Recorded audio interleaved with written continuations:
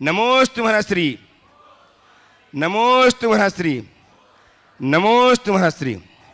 गुरुदेव की परिकल्पना गुणायतन कुछ ही माहों में अशेष होने वाली है और कारण बन रहे आपका उदात्त भाव, आपकी उदारता। आज भी अपनी उदारता का परिचय दिया है निर्माण निधि के रूप में ऑनलाइन जुड़ करके काशवी जैन केयर ऑफ श्री राहुल जैन, मनोज कुमार जैन खतौली से, श्री प्रभास जैन नौले वाले, अमित जैन अनुज जैन मुजफ्फरनगर से, श्री अरुण कुमार जैन मारुति प्रकाशन मेरठ से। आप इनकी तालियां बजाकर अभिनंदन करें और इनके उत्साह को दुगुणित करें। निर्माण मित्र के रूप में संबद्ध किया है श्रीमती स्वर्णा रेखा जैन, प्रवीण जी जैन पुणे ने। बहुत बहुत साधुवाद, तालियां आप पहुँचाएं उन तक। निर्माण सारथी के रूप में श्री महावीर जी जैन, श्रीमती मोना जैन खनियाधाना, जो यहाँ हैं लेकिन उपस्थित नहीं हो पाए हैं, हम उनका वंदन करते हैं, अभिनंदन करते हैं, उनके इस कार्य की अनुमोदना करते हैं। आपकी तालियां उन तक पहुँचें। कुमारी सुरभि जैन, सुपुत्री श्री प्रफेन जैन, भोंती पिछोर शिवपुरी, इन्होंने अपने आप को संबद्ध किया है निर्माण सारथी के रूप में। बहुत बहुत साधुवाद। और आज यहाँ उपस्थित होकर के अपने आप को शुद्धार के रूप में अपने सुध संजाए हैं श्रीमती सुहागरानी जैन, धर्मपत्नी श्री शीलचंद जैन, श्री पुष्पेंद्र कुमार जैन, प्रदीप जी जैन, पवन जी जैन, प्रसन्न जी जैन परिवार। आ जाएं कटनी से, सीखता से आएँ, गुरुदेव चरणों अभिवंदना करें, आशीर्वाद प्राप्त करें। और इनका सम्मान करने के लिए आमंत्रित कर रहा हूँ प्रदीप जी काला रांची से, और जो गुणायतन के संपर्क प्रमुख हैं वे आए, इनका सम्मान करेंगे। और शैलेंद्र जी मुख्य प्रशासक गुणायतन वे आए, इनका सम्मान करेंगे। आपकी तालियां लगातार इनका सम्मान करती रहें। श्रीमती सुहागरानी धर्मपत्नी श्री शीलचंद जी जैन, हाँ कहीं से, कटनी से।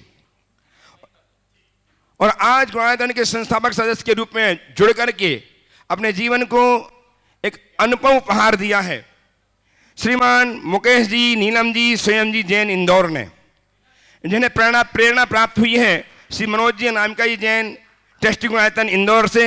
वे आए, गुरुदेव की अभिवंदना करें, आशीर्वाद प्राप्त करें। उनका सम्मान करने के लिए श्रीमान हर्ष जी, तृप्ति जी जैन, श्री मनोज जी नामिका जी जैन इंदौर, इनका अभिनंदन करेंगे। हर्ष जी, तृप्ति जी जैन इंदौर श्रोमणी संरक्षक गुणायतन अपनी बेटी सारा के साथ आज उपस्थित हैं।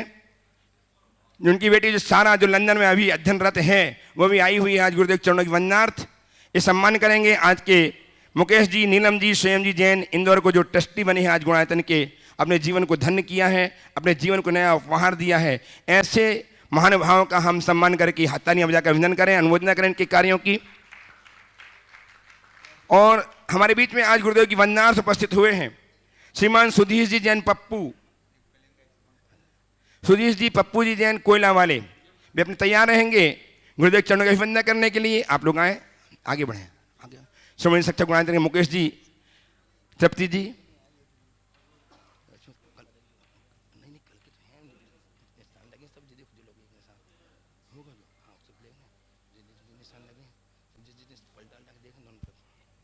आइए, तालियां लगातार बजती रहें। आपकी तालियां इनके उत्साह को निश्चित रूप से संवर्धित करेंगी।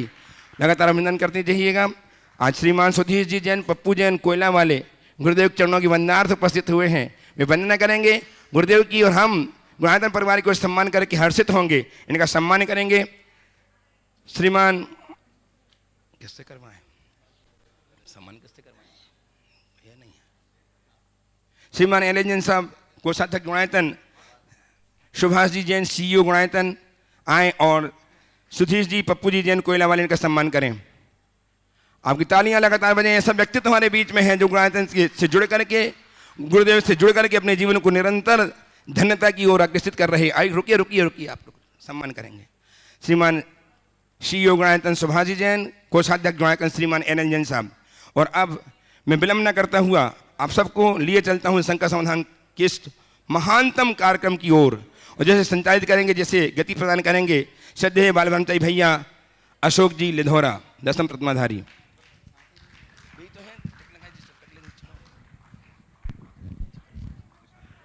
आइएगा बंधुओं, संकट समाधान के इस लोकप्रिय कार्यक्रम में जो लोग यहाँ पर उपस्थित हैं, आप सीधे सीधे महाराज श्री के चरणों में अपने प्रश्न रख सकते हैं और समाधान पा सकते हैं। हम आपके लिए यहाँ पर आमंत्रित करें। उसके पूर्व आज गुणायतन में जिन्होंने स्वर्णदान दिया हुआ है श्रीमती सुशीला सुभाष जी जैन भोपाल से, जिन्होंने सोने की एक मुद्रा एक अंगूठी गुणायतन के लिए प्रदान की। एक बार जोरदार करताल ध्वनि से उनका सम्मान करें। और अगर यहाँ पर उपस्थित हैं तो महाराज श्री का मंगल आशीष अपने स्थान से ही प्राप्त करें। सबसे पहले हम जो देश और दुनिया में पारस चैनल के माध्यम से, प्रामाणिक ऐप के माध्यम से लाइव इस कार्यक्रम को देख रहे हैं, सुन रहे हैं, उनके मन के भी कुछ भाव रहते हैं, प्रश्न रहते हैं, और वे भी चाहते हैं कि हमारे प्रश्नों का भी समाधान हमें प्राप्त हो। इसलिए सबसे पहले हम ऑनलाइन प्रश्नों को यहाँ पर ले रहे हैं। महाराज श्री सुभाष रेखा जी जैन अजमेर से, जो नियमित प्रातःकालीन आपके मंगल प्रवचन सुनते हैं, उन्होंने आज के प्रवचन से ही यह प्रश्न आपके श्री चरणों में भेजा हुआ है। साथ ही बंधु हम आपके लिए बतला दें कि जो लोग महाराज श्री के नियमित प्रवचन सुनते हैं, जिन्हें पहले जो जनवाणी चैनल पर सुनते थे, अभी बहुत ही मौलिक श्रृंखला गृहस्थ धर्म के ऊपर बहुत ही मौलिक श्रृंखला प्रवचनों की चल रही है, जिसे आप लाइव अपने घर पर बैठ करके सुन सकते हैं पारस चैनल के माध्यम से प्रातः 8:10 से, और उसके पहले 7:55 से गुणायतन में संपन्न होने वाली शांति धारा का भी सौभाग्य आप प्राप्त कर सकते हैं, उसे भी लाइव देख सकते हैं। प्रवचन और शांति धारा पारस चैनल और प्रामाणिक ऐप पर लाइव देख सकते हैं। महाराज श्री सुभाष रेखा जी जैन अजमेर से पूछ रहे हैं, मेरा सवाल आज के प्रवचन से है। महाराज श्री, आपने 5 कर्म बताए जिसमें आपने कहा भाई बंधु की सहायता सहयोग करें। गुरुदेव, आजकल देखने में आता है सबसे ज़्यादा खराब कोई रिश्ता हुआ है तो भाई भाई का है। सहयोग तो क्या, भाई का हिस्सा जो जायज़ है वो भी नहीं देना चाहते हैं। कुछ हैं जो सहयोग की भावना है करते हैं, उनको सब यूज करते हैं। इसके लिए आप मार्गदर्शन देने की कृपा करें। दूसरी बात, अपनी बोली पुरखों का मान सम्मान बना रहे। इसमें जो भी ये करते हैं उनको ही लोग दबाते हैं, क्योंकि वो हर काम में इज्जत का सोचते हैं, वो ही परेशान रहते हैं। गुरुदेव मार्गदर्शन करें। ये बात मैंने कल की थी। कल मैंने गृहस्थ के पंचकर्म की बात की थी।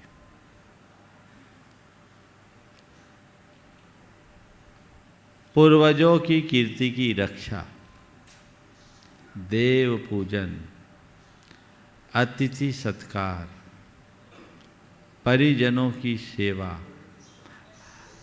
पूर्वजों की कीर्ति की रक्षा, देव पूजन, अतिथि सत्कार, बंधु बांधवों में प्रेम और आत्मोन्नति, ये गृहस्थ के पंचकर्म हैं। और जिस गृहस्थ के जीवन में ये पांचों चीज़ें जुड़ती है सच्चे अर्थों में, उसका ही गृहस्थ आश्रम सार्थक होता है।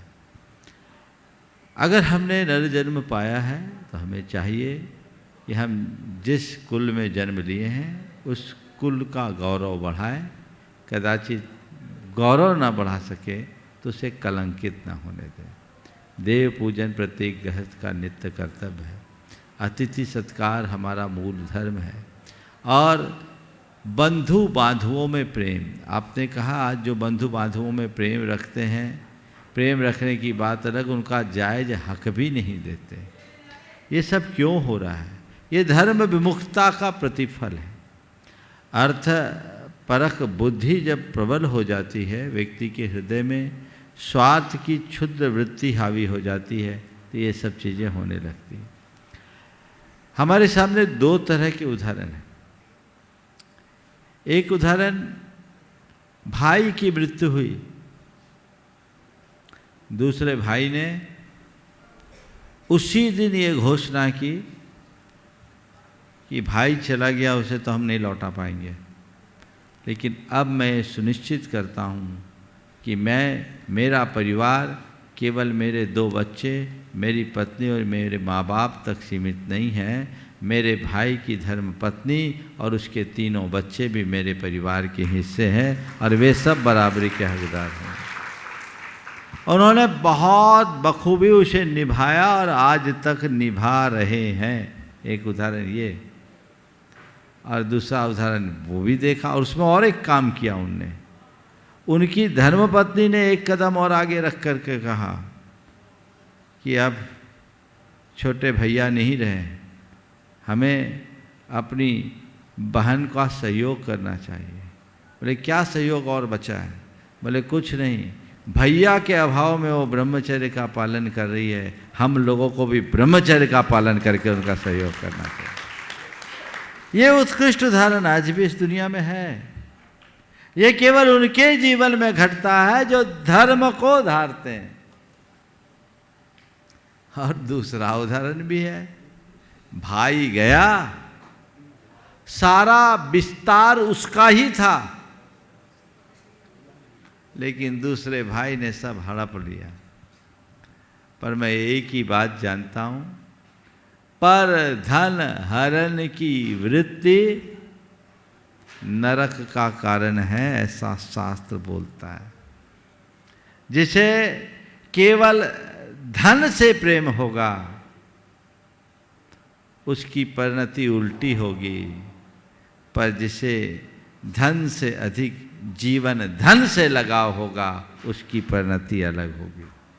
तो जीवन धन को समझे, जीवन के मर्म को जाने, तभी हम अपने जीवन को कृतार्थ और सार्थक कर पाएंगे। जो लोग इसके विरुद्ध आचरण कर रहे हैं वे अपना सुनिश्चित पतन कर रहे हैं।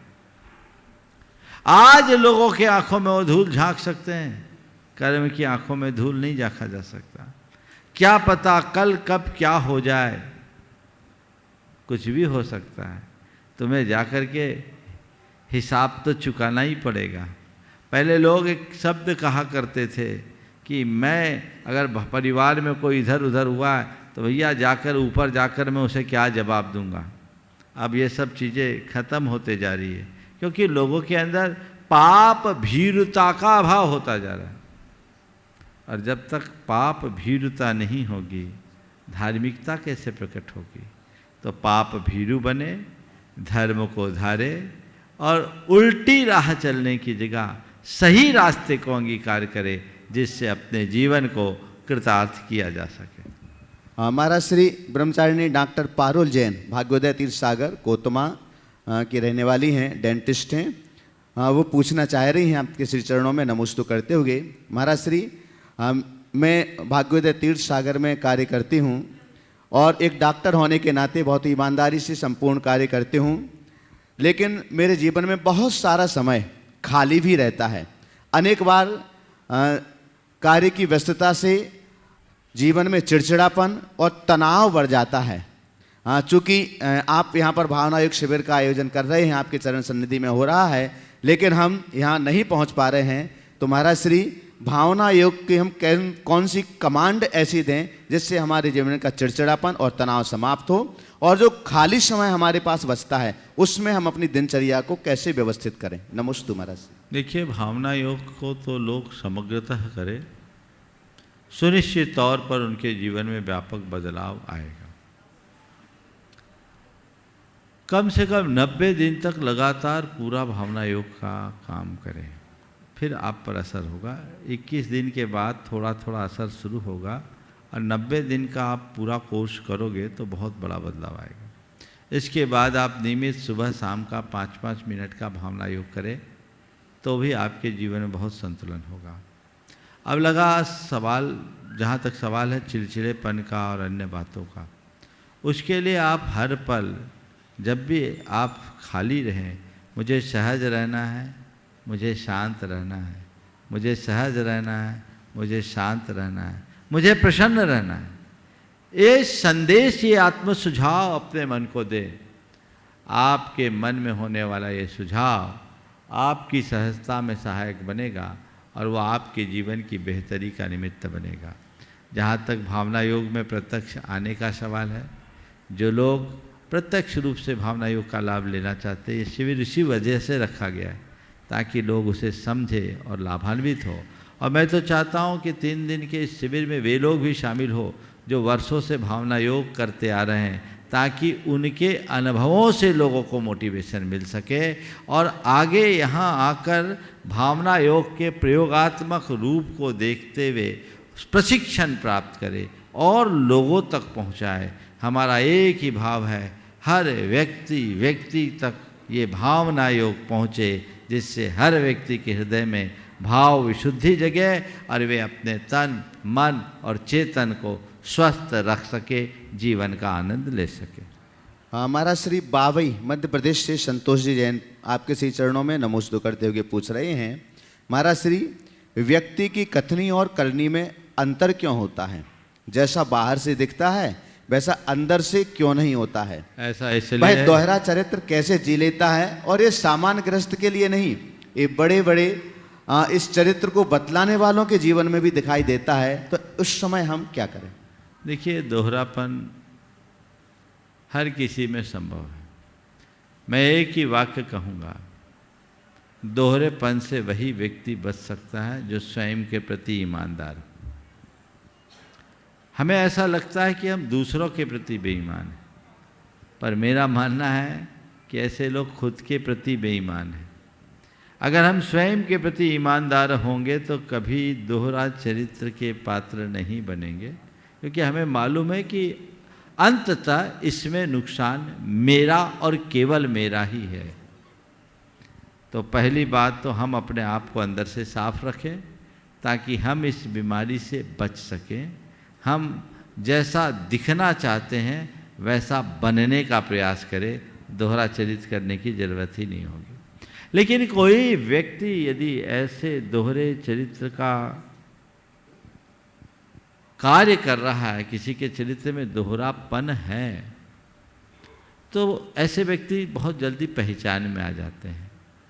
और पहचान में आने के बाद ऐसे व्यक्ति के साथ वह जो कहे सो करो, वो करे सो मत करो, बस ये सीख लो और उनसे सुरक्षित दूरी अपना करके चलो, जिससे हम अपने आप को सुरक्षित रख सकें। हाँ, प्रत्यक्ष हम यहाँ पर आमंत्रित कर रहे हैं, कल जिनका प्रश्न रह गया था, समय होने की वजह से नहीं आ पाए थे, सुचिता जी जैन मुंबई से, मुंबई महाराष्ट्र से पधारें। और आपके बाद में तैयार रहेंगे डॉक्टर जय कुमार जी जैन बबीना। आइएगा, थोड़ा शीघ्रता से आ जाएं, जिनका भी नाम है। जल्दी, क्या नाम? सुचिता जैन।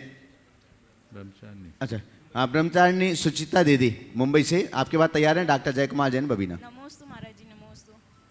महाराज जी, व्रतियों के लिए कुएं का पानी और बोरिंग का पानी, कुएं के पानी में बेचारे मेंढक होते हैं और वो सब जीव रहते हैं, और उससे अच्छा बोरिंग का पानी है, तो उसके लिए थोड़ा देखिए, बात बिल्कुल सही है। कुएं के पानी और बोरिंग के पानी का जहाँ तक सवाल है, हमारे यहाँ कहा गया शुचि भूमिगतम तोयम, भूमिगत जल शुद्ध होता है।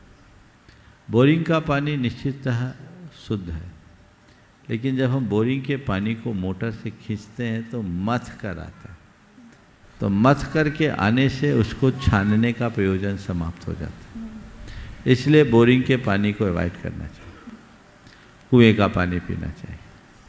और चूँकि आजकल कुएं की बड़ी समस्या है, भूजल स्तर खराब हो रहा है और हर जगह कुएं में अनेक प्रकार की विकृतियाँ हो रही, तो इसका बहुत अच्छा समाधान है कि आप बोरिंग के पानी में, बोरिंग में थोड़ी चौड़ी बोरिंग हो जाए, 8 इंच की केसिंग की अगर बोरिंग हो जाती तो उसमें अहिंसा जीवानी यंत्र लग जाता है। उसमें मोटर रस्सी को खींचता है, पानी को नहीं, और उसकी बहुत व्यवस्थित जीवानी भी हो जाती है, जैसी आप कुएं में भी न कर पाओ वैसी। और वहाँ आप पर्याप्त पानी का प्रयोग कर सकते हैं। देश में अनेक जगह लोगों ने वो अहिंसा जीवानी यंत्र लगाया है, वो बहुत सुलभ है। 8 इंच, 10 इंच, 12 इंच की केसिंग हो, 8 इंच की केसिंग में आपका बाहरी अन्य उपकार के लिए, उपयोग के लिए मोटर भी लग सकता है, और उसमें आपकी वो अहिंसा जीवानी यंत्र की बाल्टी जो लगभग 2.5 से 3 इंच चौड़ी होती है और एक बार में 8 से 10 लीटर पानी निकाल लेती है, लंबी होती है। और उसको मोटर से नहीं खींचा जाता, रस्सी को मोटर खींचती है, समझ गए? ये लगा लेना चाहिए, बहुत खर्चीला भी नहीं है। विदिशा के एक सज्जन है ऋषभ जैन, जो इसको लगाते हैं। यानी अगर वो सिस्टम नहीं है, बोरिंग की वो सिस्टम अगर नहीं है तो फिर कुएं का पानी तो व्रती के लिए वही करना। कुएं का- मैं स्थायी हल बता रहा हूँ। पहले तो इसे लोग प्रमोट करें, और दूसरा, चूंकि बोरिंग का पानी भी आज के समय में स्वास्थ्यकर कम है, वो बहुत ज़्यादा ऑर्सेनिक है, ये बीमारियों का कारण भी बन रहा है। बहुत सारे लोग फिल्टर लगाते हैं, आरओ का पानी पीते हैं। आरओ के पानी के बारे में भी बताया कि आरओ का पानी कैंसर का कारण है। ये सब जो आम लोगों के लिए भी मैं सलाह दे रहा हूँ। तो इसके लिए सबसे उत्तम समाधान, जिनका निजी मकान है, वे बरसात के जल को संग्रहित करे और अमृत पिए, पानी नहीं। वर्षा के जल को अमृत कहा गया। वो पानी पूरी तरह पवित्र पानी है और 50 वर्ष तक भी उसमें कीड़े नहीं होंगे, बशर्ते मिट्टी उसमें न जाए। मैंने अनेक बार बोला है, और हजारों लोगों ने अपने अपने घरों में अहिंसा जीवानी यंत्र लगाया है। प्रेमचंद जी ने भी अहिंसा, ये बरसात के पानी का अमृत कुंड बनाया है, बहुत अच्छा से इन्होंने बनाया है, रांची में भी बनाया है और जयपुर वाले ने भी बनाया है। जिन लोगों ने बनाया है उनको कोई कठिनाई नहीं है। तो सभी लोगों से मैं कहूँगा, ऐसा उस जल से भगवान का अभिषेक करोगे ना, प्रतिमा में रंच मात्र दाग नहीं आए। और इसे तो सरकार के स्तर पर भी बढ़ावा देना चाहिए। यदि वर्षा के जल को ठीक रीति से संग्रहित किया जाने लगे तो हमारे देश में पेयजल की समस्या ही नहीं बचेगी। ये बात देश के कर्णधारों तक पहुंचानी चाहिए। इजराइल में कुल 4 इंच वर्षा होती है, पर वहाँ पानी की कोई समस्या नहीं, क्योंकि वहाँ हर घर में जितना बड़ा घर है उतना ही बड़ा टांका होता है। वो इजराइल, पानी के लिए कोई दिक्कत नहीं। जहाँ बरसात ही नहीं वहाँ भी, तो यहाँ तो भरपूर वर्षा है। 20 इंच से लेकर 70 इंच और आगे तो कहीं 400 इंच तक भी बारिश होती है।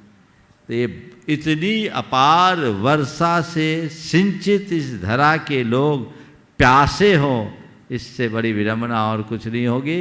इसलिए इन दोनों बातों को प्रोत्साहित करना चाहिए ताकि आप लंबी जिंदगी और निरोगी काया पा सके। अशोक जी पाटनी ने अपने घर में 1 लाख लीटर की कैपेसिटी का टैंक बना दिया। उनके घर में अमृत कुंड, उनके घर में सब वही पानी पीते हैं। वो डिस्टिल वाटर है।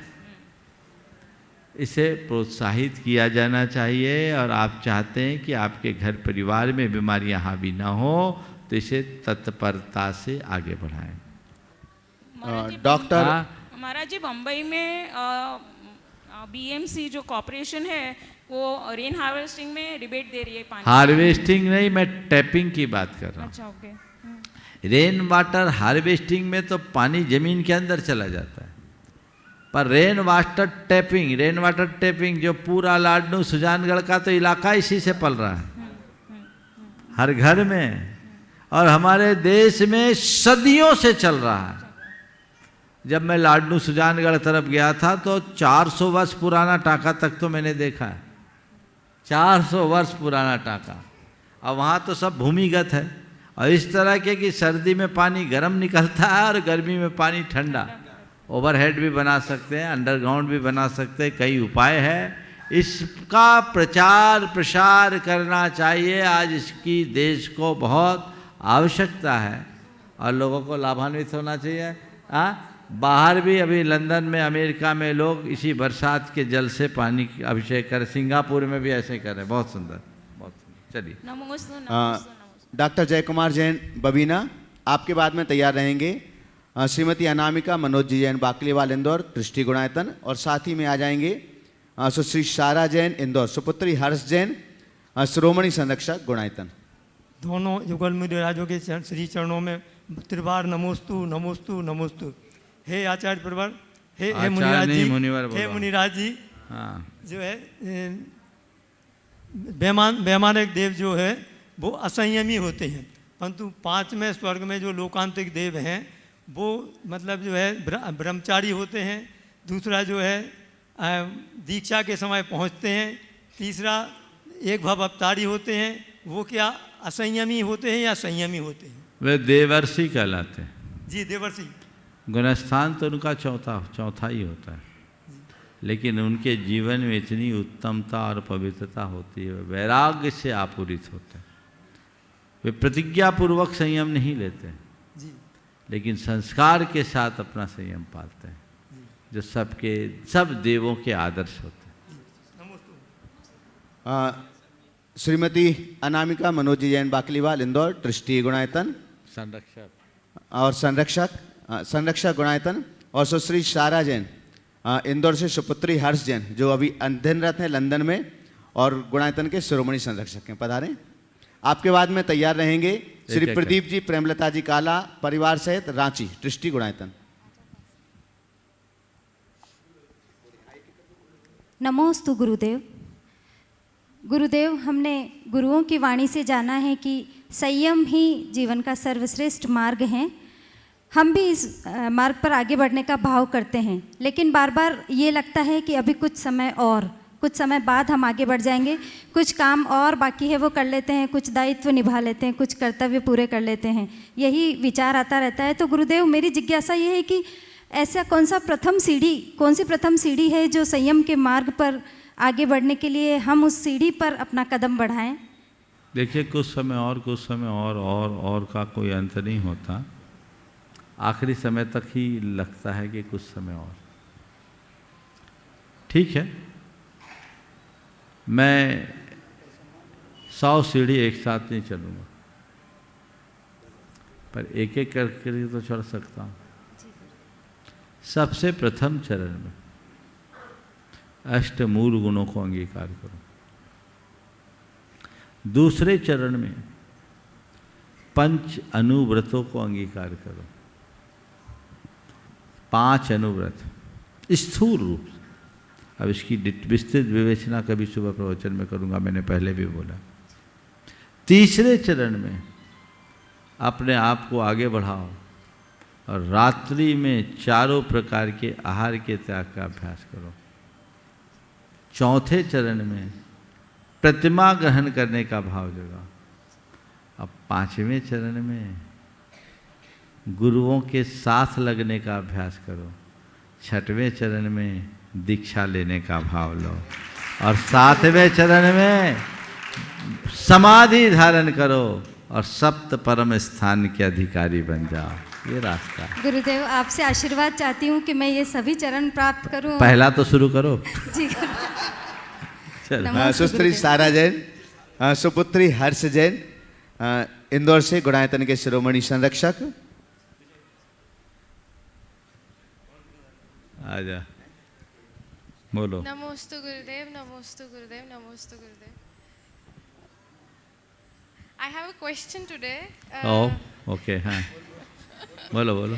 मतलब like I'm talking about me. मैं धर्म से ज़्यादा कर्म में बिलीव करती हूँ, जिसको मैं कर्मा बोलती हूँ, जो कि गलत है। कल हम लोग डिस्कस कर रहे थे जब when we are coming from Indore, कि धर्म और कर्म को कैसे लिंक कर सकते हैं, कैसे लिंक होता है वो। और मेरी एज के बच्चे नहीं समझते हैं धर्म को इतना, और मैं भी मतलब नहीं, थोड़ा मैं कर्म में ज़्यादा बिलीव करती हूँ।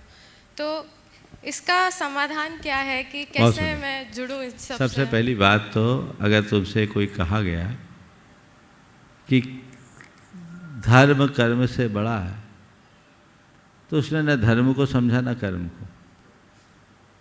मैं तुमसे कहता हूं तुम्हारा कर्म ही धर्म है। मैं बात को दोहरा रहा हूं। कर्म को ही अपना धर्म बना लो, यानी सत्कर्म करो, खट कर्म से बचो। खट कर्म समझते हो ना? खट कर्म, उटपटांग हरकतें, समझ गए? एविल एक्ट्स नहीं करें, सत्कर्म करें, अच्छे काम करें, और इसी का नाम धर्म है। तो अच्छे काम पर विश्वास है कि नहीं? है। हाँ, है ना? तो अच्छा काम करना चाहती हो कि अच्छा नहीं? काम क्या होता है ये? जो जीवन के लिए अच्छा, अपने लिए और औरों के लिए, वो अच्छा है। समझ गए? तो अच्छा काम करना कर्म है कि नहीं? है। और ये कर्म हमारा धर्म है कि नहीं? है। बुरा काम करना अधर्म है, तो बुरे काम से बचो और अच्छा काम करना शुरू कर दो।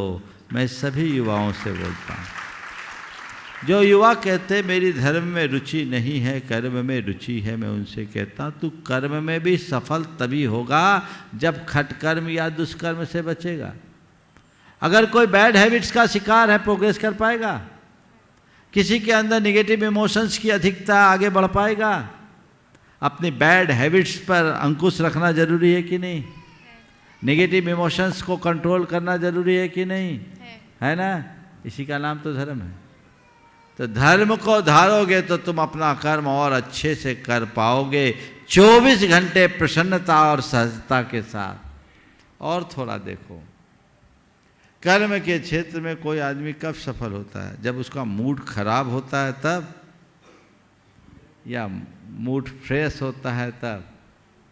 फ्रेश रहता है। नेगेटिव एटीट्यूड लेकर चलता है तब, या पॉजिटिव एटीट्यूड और थिंकिंग के साथ चलता है तब? पॉजिटिव रहता है तो ये पॉजिटिविटी कौन देता है? धर्म। जोर से बोलो। धर्म तो धर्म हमारे लिए उपयोगी है कि नहीं? है। तो बस यही धर्म मेरा कर्म बन जाए तो जीवन धन्य होगा। समझ गए? हाँ, नमोस्तु गुरुदेव। वो गलत जगह नंबर डायल की थी। श्री प्रदीप जी, प्रेमलता जी काला, रांची। मुस्कान ऊपर ही, हाँ बोलो, पहले आ जाएं, कोई बात नहीं है। डॉक्टर मुस्कान जैन भाटापारा रायपुर से, मनोवैज्ञानिक, आ जाएं, पहले उनको देते हैं। इसके बाद चलो ठीक है, मुस्कान। नमोस्तु गुरुदेव। मैं मुस्कान जैन, मैं साइकोलॉजी में ग्रेजुएशन किया है मैंने, और एम्स में मेरा इंटर्नशिप रहा है। तो इंटर्नशिप के दौरान मैं चाइल्ड साइकोलॉजी में ज़्यादा मैंने काम किया है। तो बहुत से पेरेंट्स अपने बच्चों को लेकर आते हैं कि मेरे बच्चों को इमोशनल प्रॉब्लम है, बिहेवियर प्रॉब्लम है। तो गुरुदेव, मुझे ऐसा लगता है कि ये प्रॉब्लम बहुत बचपन से ही शुरू हो जाती है। ये प्रॉब्लम बाद में दिखने लगती है, लेकिन ये स्टार्टिंग से ही अगर बेसिक रूट स्ट्रॉन्ग रहे तो ये प्रॉब्लम कभी भी नहीं आएगी। तो मैं आपसे ये जानना चाहती हूँ कि ऐसी किन बातों पे हमें विशेष ध्यान रखना चाहिए कि बच्चों में मानसिक रूप से कोई भी प्रॉब्लम ना आए बचपन से ही। बहुत अच्छा सवाल किया है, और ये बहुत अच्छी बात है कि आपने चाइल्ड साइकोलॉजी के ऊपर काम किया। पर मैं आपसे ही पहले पूछना चाहूँगा कि आपने कभी इसकी जड़ तक जाने का प्रयास किया? ये प्रॉब्लम्स क्यों हो रहे हैं? क्या आपका ऑब्जर्वेशन बोलता है? गुरुदेव, ऐसा है कि पहले के समय में संस्कार बहुत ज़्यादा कोर तरीके से हमारे अंदर रहते थे, तो हम स्ट्रॉन्ग होते थे आगे चल के। लेकिन आज के मॉडर्न समय में पेरेंट्स स्ट्रिक्ट नहीं रहते अपने बच्चों के लिए। उन्हें इतना ज़्यादा वात्सल्य में रखते हैं, इतना ज़्यादा प्रोटेक्ट करके रखते हैं हर चीज़ में, कि बच्चे खुद से कुछ नहीं कर पाते आगे चल के, वो उतने स्ट्रॉन्ग नहीं बन पाते। बहुत अच्छा, एक ही कारण। अब मैं इसमें एक कारण जोड़ता हूँ जो मेरे समझ में ज़्यादा बड़ा कारण है। पहले बच्चे को परिवार मिलता था, आज बच्चा शुरू से एकाकी होता है। माँ बाप के अलावा उसके घर में केवल उसके लिए खिलौने हैं, और आजकल तो खिलौने भी नहीं, मोबाइल है, गैजेट्स है। तो उससे बच्चों के अंदर आत्म केंद्रित होने की वृत्ति बढ़ गई। तो बच्चे को जैसा निखरना चाहिए, खिलना चाहिए, उस बात का अभाव हो जाता है। और यही सब बातें उसके अंदर अनेक प्रकार के कॉम्प्लेक्सेस को जन्म देती है, जो कालांतर में बढ़ता है। मैंने एक चाइल्ड स्पेशलिस्ट डॉक्टर, बड़े सीनियर डॉक्टर्स थे, एक दिन जब उनसे चर्चा कर रहा था तो चर्चा में उन्होंने एक बड़ी गहरी बात कह दी, जो आज के पेरेंटिंग के ऊपर बहुत बड़ा प्रकाश डालता है। उन्होंने कहा महाराज जी आज से 20 साल पहले जब भी मेरे पास किसी बच्चे को लेकर आया जाता था तो बच्चे के माँ के साथ उसकी सासू होती थी, और जब इलाज करने के लिए बच्चा आता था उसकी माँ घबराती थी तो सासू कहती थी बेटा कोई चिंता मत कर, मैं हूं ना। और महाराज जी 20 साल में एक बड़ा परिवर्तन आया। आज बच्चे के साथ उसकी माँ आती है और ज़्यादा है तो उसके पिता आते हैं, और जब बच्चा रोता है तो उसका पिता कहता है कोई टेंशन मत कर, टॉप का डॉक्टर है, अच्छा इलाज है, सब ठीक होगा।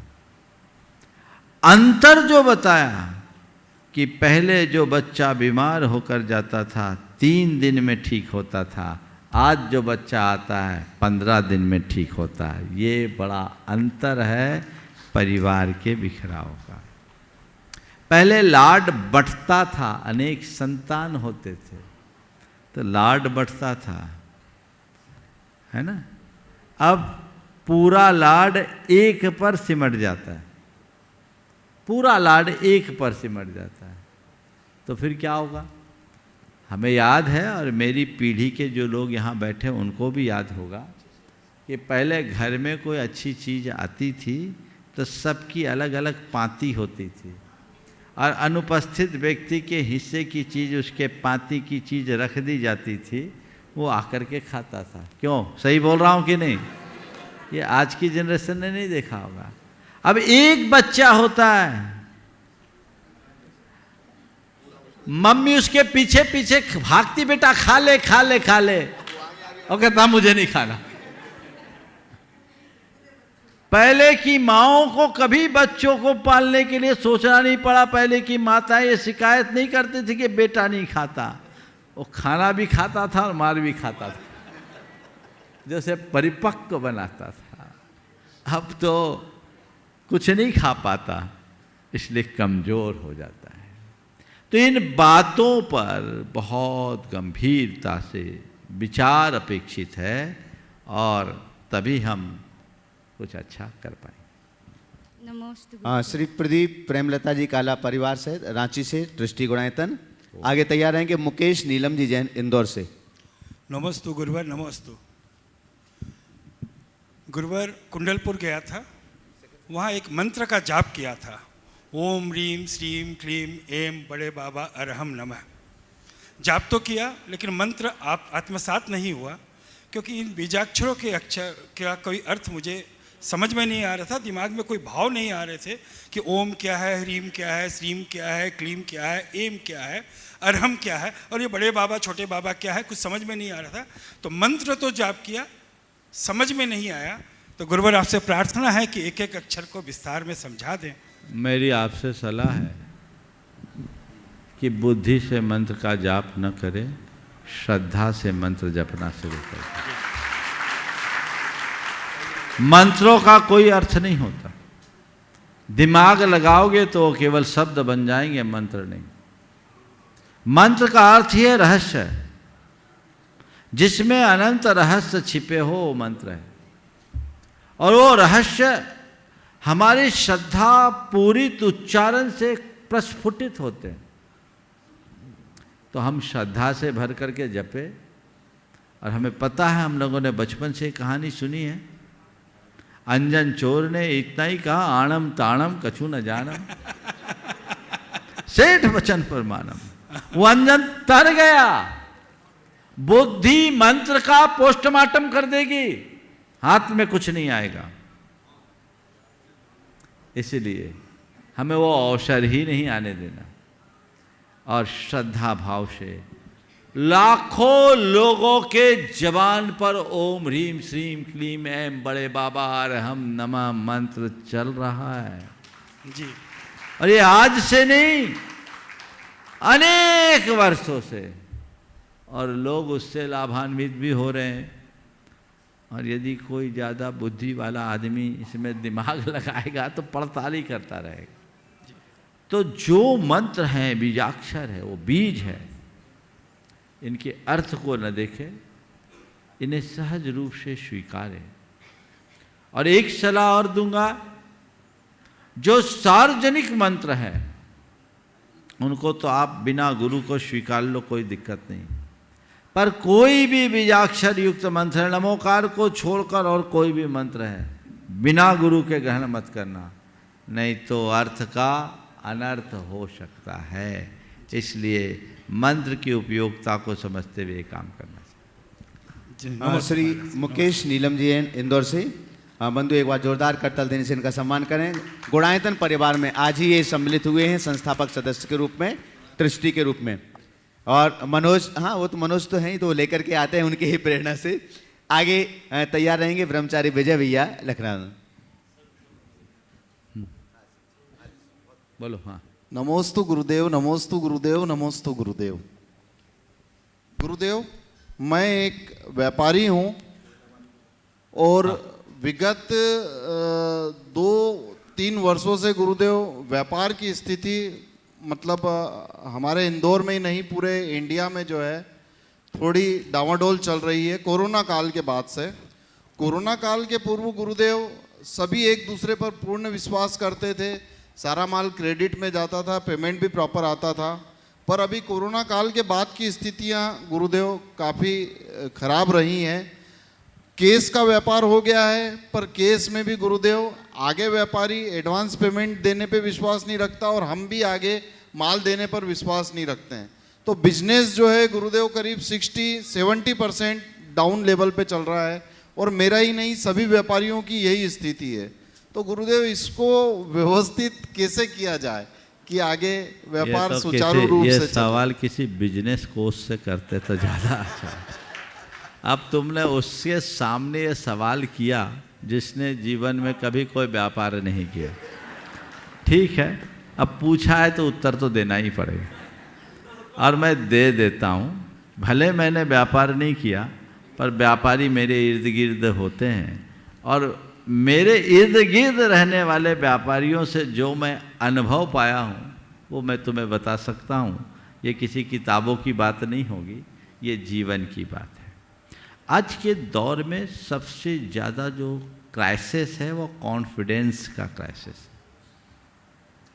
और जब कॉन्फिडेंस का क्राइसिस होता है तो वहाँ हमारी व्यापार की नीति कहती है थोड़ा हाथ बांधकर चलना चाहिए।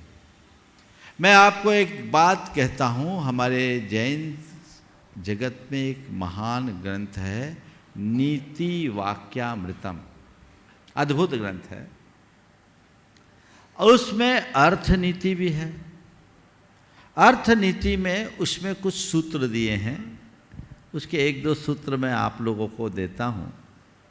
अगर मैनेजमेंट के दृष्टि से इसकी व्याख्या की जाए तो इसमें अपार संभावना है।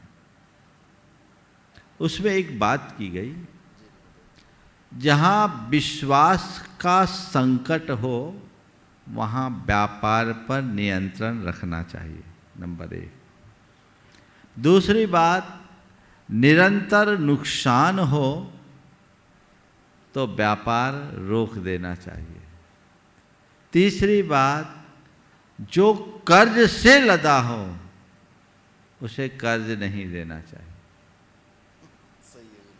चौथी बात, कभी क्षमता से अधिक यानी ओवर एस्टिमेट व्यापार नहीं करना चाहिए। इन पॉलिसीज को ध्यान में रख करके हर व्यापारियों को चलना चाहिए। आज के समय में ऐसा हो रहा है, चूँकि पूरे के पूरे वैश्विक स्तर पर मंदी का दौर है, ऐसा मैंने सुना है।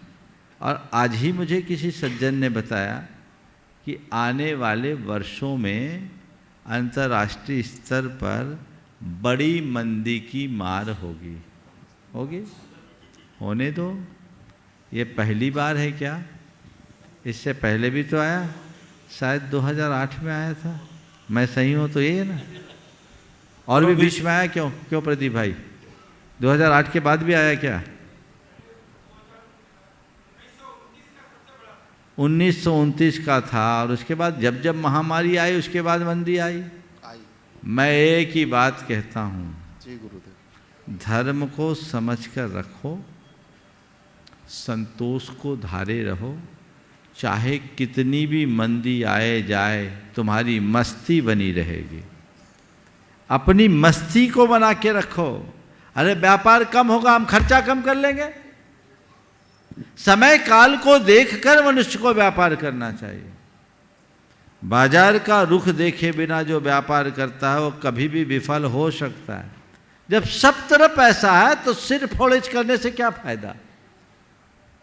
जब व्यवस्था ही हमें दिख रही है कि ऐसी ऐसी चीजें हैं, तो यथा अवस्था तथा व्यवस्था, हम अपनी नीतियों को बदलें। और मुझे लगता है कि प्रायः सभी जितने भी बड़े व्यापारिक समूह या औद्योगिक घराने वो समयानुरूप अपने नीतियों में भी परिवर्तन करते ही होंगे, और करेंगे तभी उसका परिणाम आएगा। तो ये चक्र है, कभी तेजी कभी मंदी, कभी तेजी कभी मंदी। हमें क्या करना है? हमें धर्म के मर्म को आत्मसात करके चलना है।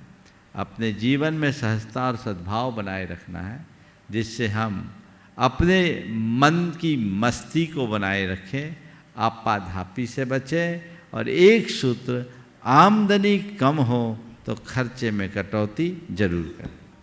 नमोस्तु गुरुदेव आज ये जो मुकेश नीलम जी का परिवार है, जब ये आज यहाँ गुणायतन में हम यहाँ आए और इन्होंने यहाँ इतनी भव्यता को देखा, इतने विशाल पूरे परिसर को देखा, और जो यहाँ पर कंस्ट्रक्शन चल रहा है, जितनी स्पीड चल रहा है, वो देख के इनके मन में भाव हुआ है कि इस भूमि से तो मुझे जुड़ना ही चाहिए।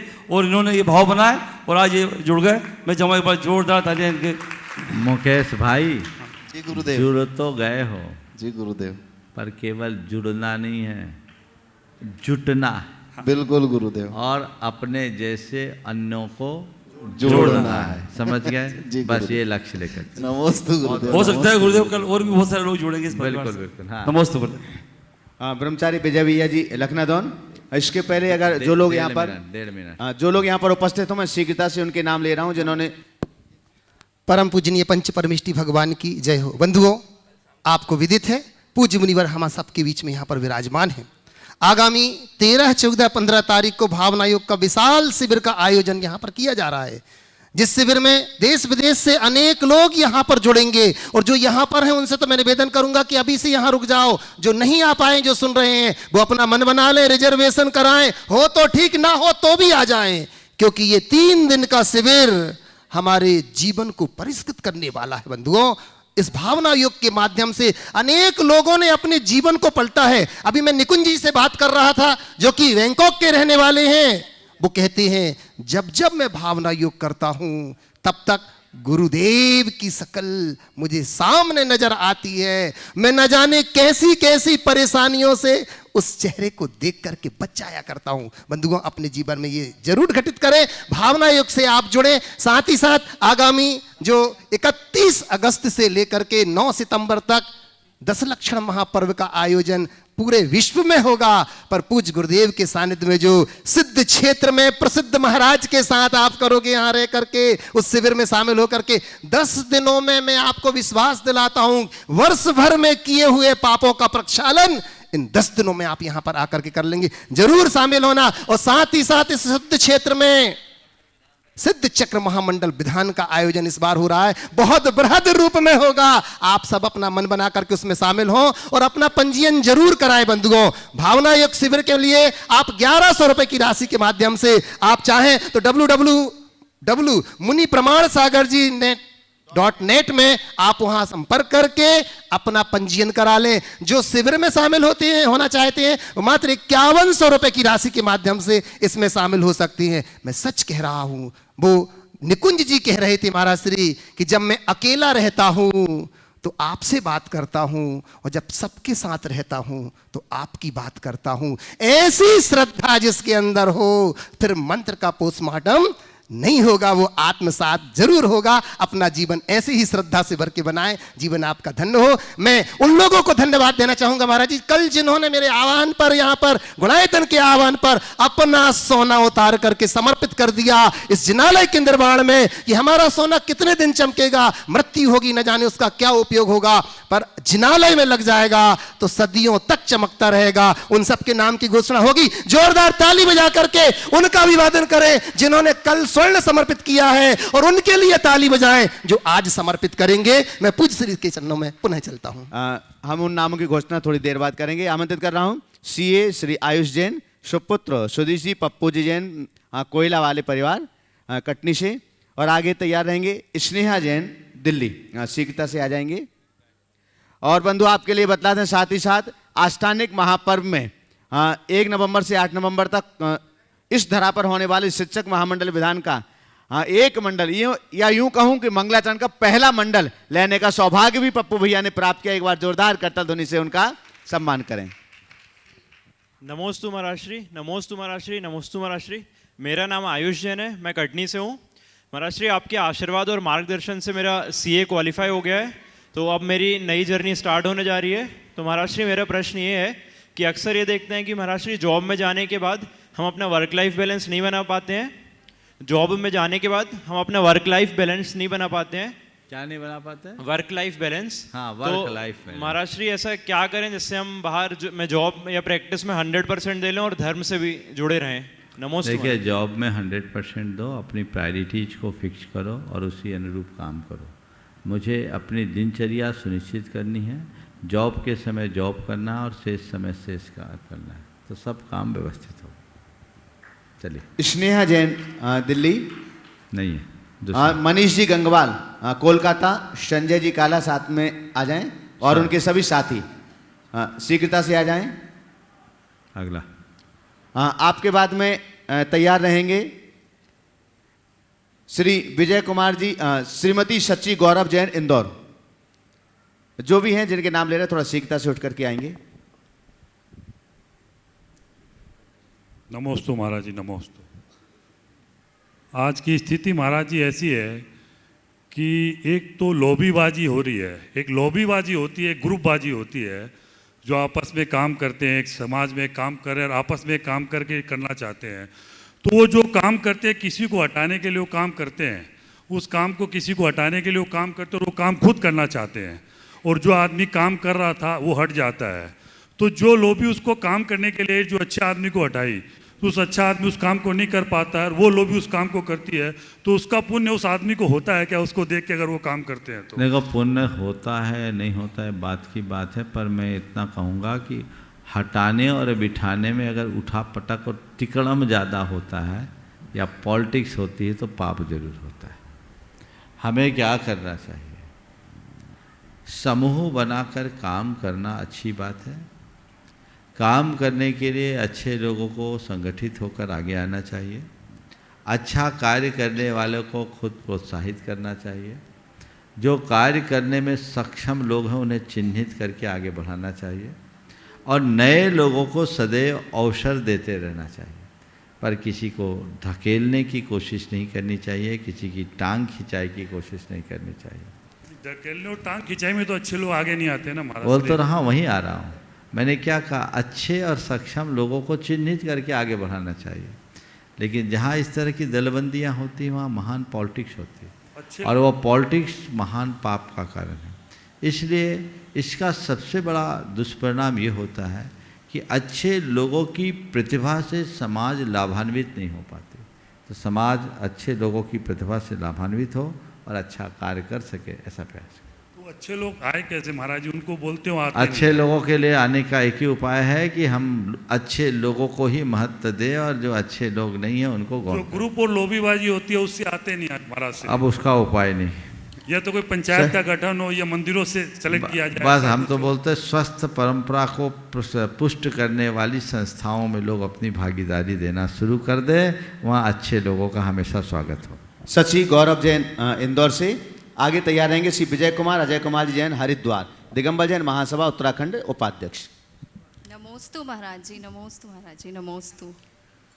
महाराज जी, मेरा प्रश्न यह है कि भगवान महावीर स्वामी ने अपना संपूर्ण जीवन जैन धर्म के सिद्धांतों को प्रचार प्रसारित करने में और उसे विकसित करने में लगा दिया, और तब उनके समय जैनिज्म अपनी सर्वोत्कृष्ट अवस्था में था।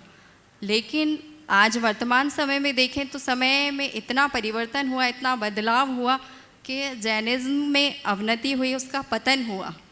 तो इसके क्या कारण हैं और किस तरह से ये वापस अपने सर्वोच्च शिखर पर पहुँचे? देखिए, केवल जैनिज्म का ही पतन नहीं, सबका पतन हुआ, चक्र है, चलता है। इसके पीछे समय काल और लोगों की सोच सब कुछ जुड़ी हुई है। हम आज भी जैनत्व के गौरव को पुनर्प्रतिष्ठित कर सकते हैं, बशर्ते हर व्यक्ति के हृदय में जैनत्व के प्रति सांस्कृतिक निष्ठा को जगा लें।